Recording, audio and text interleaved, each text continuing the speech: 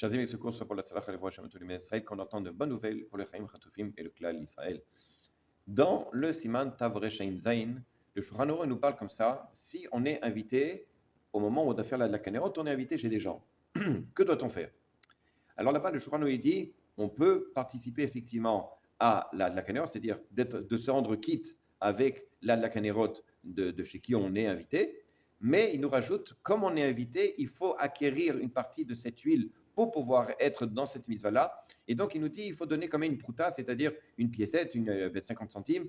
Et si je suis pendant 2-3 jours là-bas, je dois effectivement tous les jours donner une pièce pour acquérir le mérite, enfin en tout cas l'huile, on va dire comme ça, de la mitzvah de la Kanerot.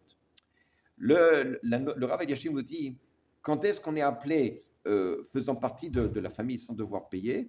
C'est si on est resté 30 jours.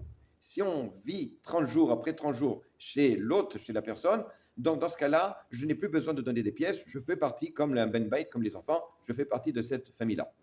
Dans le cas où ce sont des, ce sont des personnes qui sont mariées, ils retournent chez les parents ou les beaux-parents.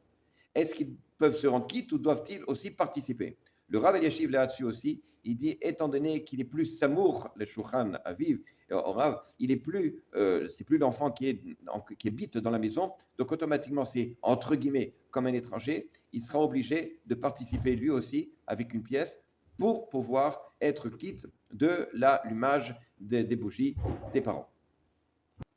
Alors dans le cas où je reste tous les jours, tous les 8 jours chez les parents par exemple, eh ben, je serai obligé, même chose, de donner une pièce tous les jours parce qu'encore une fois, je ne fais pas partie dans cette mitzvah-là, je suis un peu étranger, donc je fais partie, grâce à cette pièce-là, de la mitzvah. Même chose si maintenant je vis chez des gens pendant 1 mois, 2 mois, etc., que j'ai ma pièce et avec ma femme, etc., je serai obligé de faire la laka moi-même parce que, on va dire comme ça, c'est un peu comme quelqu'un qui loue, comme dans un hôtel. C'est pas, il devra lui-même allumer les bougies et non pas faire partie d'une seule personne qui allume pour toutes les personnes qui sont dans l'hôtel. À bientôt.